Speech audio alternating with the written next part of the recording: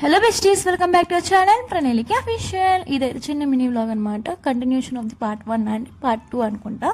So guys, ఇక్కడ చూసారు మేమైతే రూమ్కి అయితే రీచ్ అయిపోయాము. రీచ్ అయిపోయిన వెంటనే ఇంకా వంటకి అయితే ప్రిపేర్ చేసేస్తున్నారు మా అన్నయ్య, మా మమ్మీ, మా వదిన వాళ్ళందరూ. అండ్ ఒక పక్కన అయితే బిర్యానీ ప్రిపేర్ చేస్తున్నారు, ఇంకో పక్కన అయితే కూర అయితే అయిపోతుంది అనమాట.